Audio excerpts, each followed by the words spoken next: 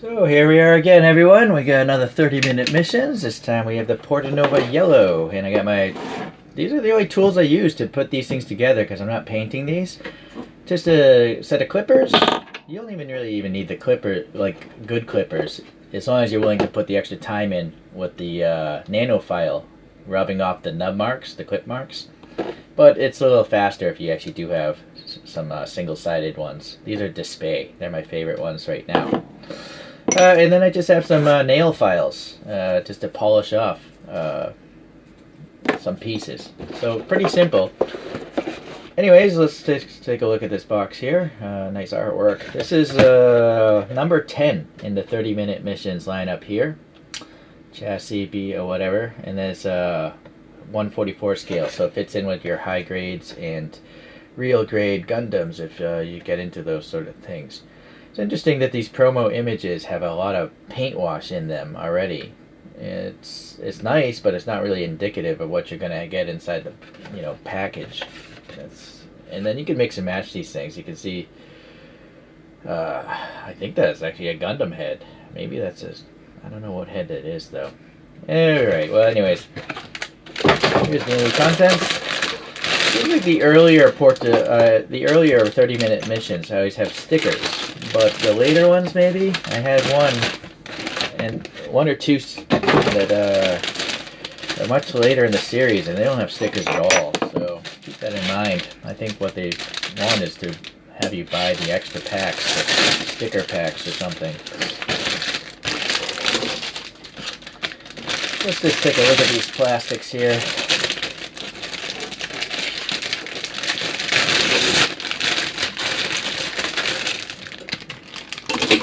I almost threw away the stickers. I'm gonna take these stickers and put number 10 on all the major pieces so I know these parts belong to this particular kit. I do love how Bandai can mold multiple plastics all in one shot. It's pretty cool. So looking at this yellow or mustard color, I don't see much of the waviness, It's one consistent color. You don't see like weird artifacts or mold lines where the plastic meets itself. This must be the Roy thing. So this looks all awesome, really. This tan and yellow to my eyes. I'm not sure what your screen's going to show. You got some polycaps. This gray. Now see here, you might see there's like a line there where the plastic I think may have met it as it flowed into the mold. But it's such a small piece, I'm not going to repaint it or anything. And we have a good old brown. Yeah. So these kits are very easy to put together because all the arms and legs tend to be totally symmetric. So you can just make both of them very easily because they're identical pretty much. And the instructions are great. All you have to do is read some numbers and arrows. I think there's usually a story. No, there's no story about this Portanova. Later on, some of the other kits, they have stories as to what the Portanova is. Alright, well, as usual, I'm going to fast forward this thing, and we'll see at the end of this fast forward build, and we'll see what kind of problems or no problems I have.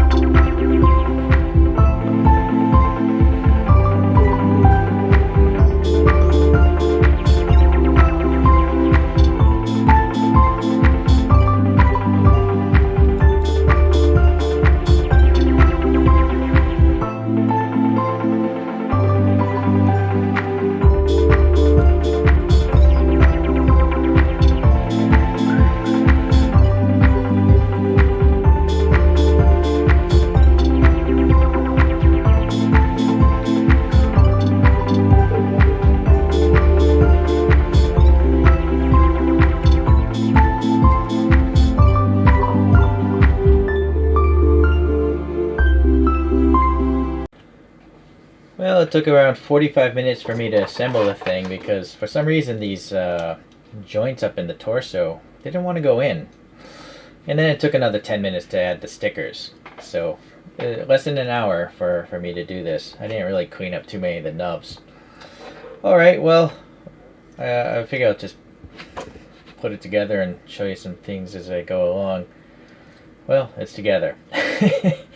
So the head is quite interesting. I like it. The mono eye is really recessed in there. It's really back there. And actually, I'm curious if this mono eye is fluorescent.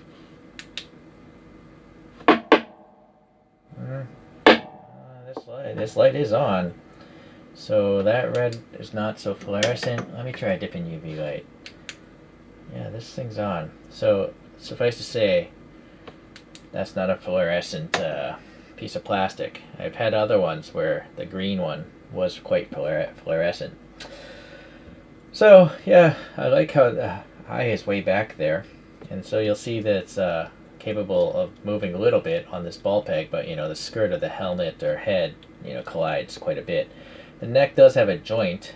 I'll pop this off because, well, it's movement back, but almost no movement forward. It's strange. But you can take the Roy head here, and you can pop that on here. So the instructions say. Yeah, I don't know. Actually, it looks like the droid from Star Wars, the little one that folds down. That's what it looks like there. But it doesn't necessarily have eyes. But I guess if you painted those 3 dots some colors, then it might be cool. Huh, I feel like that neck just collapsed inside there, but how could it? The torso's tight. Anyways, I'm going to leave this head on all the time. Alright, so the shoulders, yes, these pieces here that go in and out of the upper chest, I had a hard time getting them in to align properly. It wasn't until I actually sandwiched the 2 pieces, the front and back of this torso together, that it worked. Alright, the shoulder here, it pivots on that actual brown shoulder, and then obviously you can pivot up and allow a lot of arm clearance. Look at that, right? Unfortunately, you know, this piece, unless I twist it maybe 90 degrees, hold on, because that does spin there. Now, unfortunately, the yellow doesn't want to go around this tan color. Interesting that they didn't. Well, I guess you can squeeze it around. So anyways, you can get a lot of upper arm movement there and still look relatively seamless, I guess. Nice little hard point there, but this doesn't pivot. It's just static. It would have been interesting if that actually pivoted, but it does not. So as you saw, the bicep twist, and then we have a single hinge here for the forearm, and it goes past 90 degrees, so that's not bad. And then the peg for the hand is sticking out a little bit, so it allows the hand to get a bunch of different angles, so that's cool. Unfortunately, it only comes with these 2 grippy hands. It doesn't come with any other hands. Alright, so now this is going to be problematic. There's a poly cap up in here, but you see this gap. I think it might want to come out easily. See? It doesn't get trapped by anything. Ideally, you know, maybe there would be something back behind this after you put it in where it would trap it, but you can get a lot of good ab crunch up forward, and backwards is actually not so bad either, but it's going to come out. So what I've learned is I'm going to just take some poster putty and jam it up behind this thing, because the poster putty is still flexible. I can always remove it, but it's going to allow me to pose without this thing falling apart all the time. Hopefully. And you really won't see that, right? So, go back, yeah, there. So hopefully that'll keep that poly cap from separating out. Alright, so on a side to side, look at that, it's like a Grand Slalom skier. It's pretty cool. Then there's a peg down here, and it's going into a poly cap that seems to want to stay down there. And so obviously you could rotate that, and also get, oh, well, theoretically you can rock it a little bit, but you have to pull the peg out more to get more rocking, right? Alright, so that's nice that you can raise that. This is a little hinge piece, this brown thing, and this little armor piece can go up and down on that. You can remove the armor if you want, of course. Peg in something else. So the hips are great on these things. They seem to be on all of them. This little piece here, the ovoid thing, or the slot shape, pivots, as you can see. So, and then the hip pivots on that thing, right? So right now the leg's in the back position, whereas this one is in down, but I can swing it forward and see, look at the difference in the legs, right? So that will allow a lot of cool posing, right? Really dynamic. Very cool. Alright, so then this is a hinge, and the instructions for some reason always wants you to have the larger sphere or dome facing forward. But it collides so much with this yellow piece, I put mine on backwards, so it shouldn't collide so much, and theoretically I guess, I mean it still works.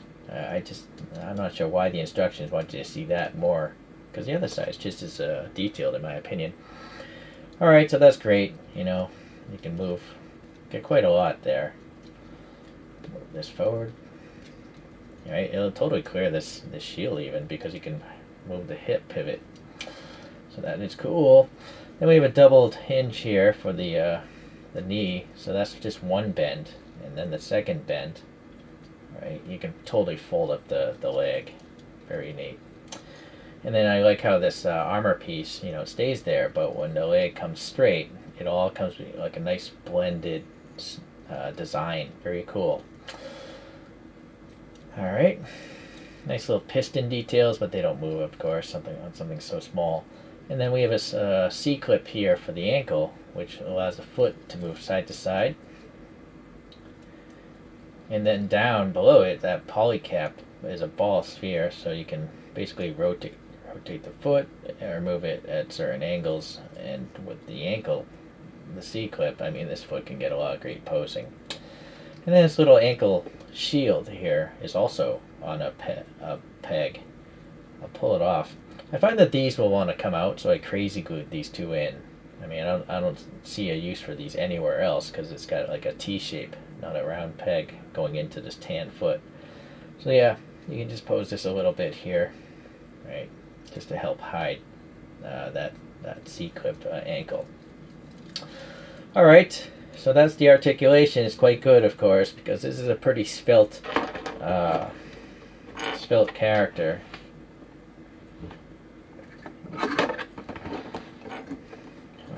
That's totally unnatural, but it's funky. Look how far I can spread this character's feet and still have them touch the ground.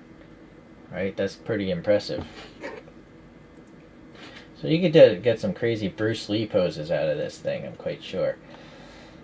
So the backpack will, as usual on all of them, it'll come off, and then it has 4 points to mount stuff. So I don't know, sometimes I like to use this as like a claw or like a radar array. This is a strange accessory. It just has this. This is 3 pieces, but this doesn't spin. It's just a square peg. And it just shows it as kind of like a, I wouldn't call that a shield. Maybe it's some sort of scanner or a very small bashing weapon. So that's that one. The rifle's kind of cool though. It still has this like ovoid, not ovoid, a dome, almost a dome kind of look to it. There's a lot of round elements on this thing, but it's interesting. It's cool. This little piece actually is trapping the front half to the back half of this thing as well. Right, this comes off. But unfortunately, they use these little rectangular pegs on the guns all the time, and so you can't really, I don't think you can put this anywhere else, right? So it's too bad, right? I just wish everything had a 3mm round thing so I could put this whatever, but I cannot. Alright, throw that back in here. It is a cool gun though, and in particular I like how this thing keeps the two from falling apart. I thought about gluing this in place because it's quite loose, but with this thing on there, you know, it can't fall apart. So let's pop that in.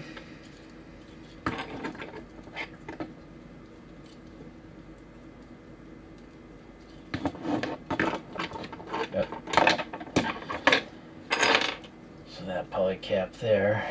So it wants to stay in the leg, but the shaft obviously did not.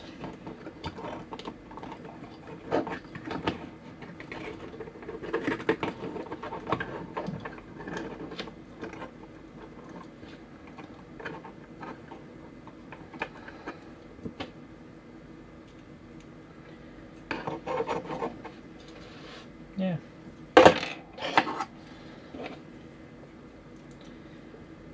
Alright, our little crouch thing. So this is at least a 3mm peg. So, and this is a problem with all these 30-minute missions. This joint, even though it's more than a half circle, it always seems to want to come off of these shoulders very easily. Alright, so you can do that. And then, yeah, sadly, right away, I guess you can, well, you know, let's see, it could be like some sort of field emitter, energy field emitter, shield, something. So I'll show you this. This is such a small peg. I debated gluing this. Look how small this little square peg is. So be mindful of that. I think that's going to shear off quite easily. And again, there's nowhere else to put this peg. It's very strange. Maybe with other weapons, I guess. I didn't talk about the bottom of the feet. They're cool. They look like construction feet, but there's no 3mm hole down here, so you can't put this thing on a stand by the feet.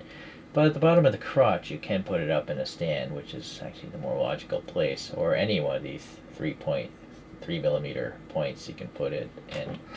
And since it doesn't actually come with any extension pegs, most of the runners on these model kits are 3mm, so I just clips them off and clean that up a little bit.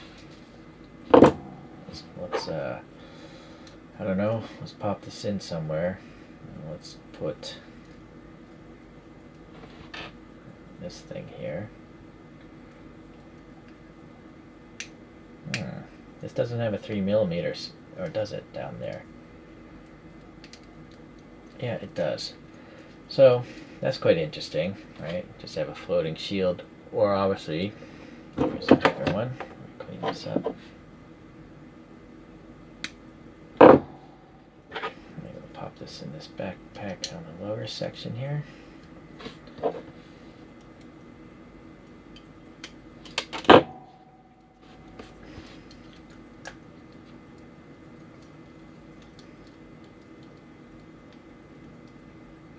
Right, so just, you know, save some of the runners and they become mating pieces. In particular, I wanted to actually put the rifle back here.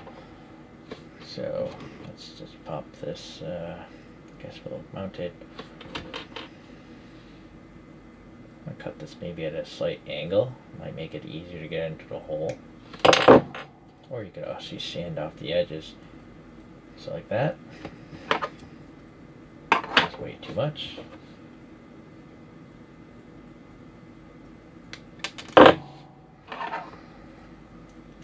There we go, easy rifle storage. Or actually, it might make sense to actually go across the back. Let's try a different point.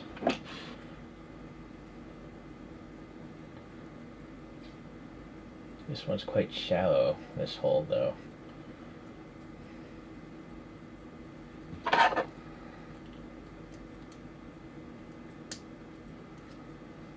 Yeah, that works pretty good for me. I like that. Alright. Oddly, again, this piece is quite a mystery. There's no 3mm hole in it. All there is this shaft. So, I guess... Oh, that's weird, but I'm going to pop it in its knee. No, that's too weird. Nope, that's weird as well. That's not so bad. I could do with that. Yeah, so unfortunately that hole is too small. Yeah, I want some contrasting color.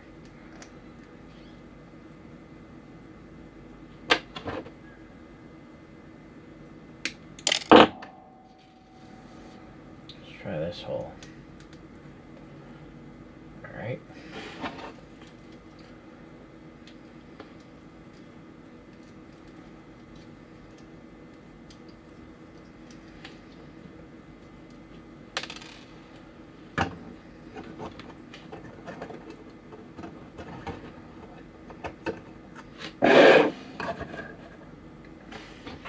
And we'll just put right back the way it was.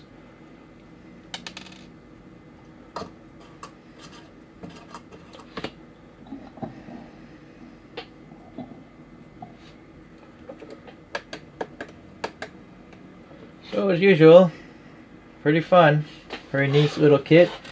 Doesn't take a genius to put this together, obviously, if I can do it. And it doesn't take a great commitment of time. It looks pretty nice the way it is. I mean, obviously if you paint it, it's going to look even better, or just add some panel lines like the box art. But I think it's fine just out of the box. Anyways, yeah, appreciate you guys checking this out. And I have several more 30-minute missions kits to get out there into the videos. So stay tuned for those. Thanks for tuning in. Bye.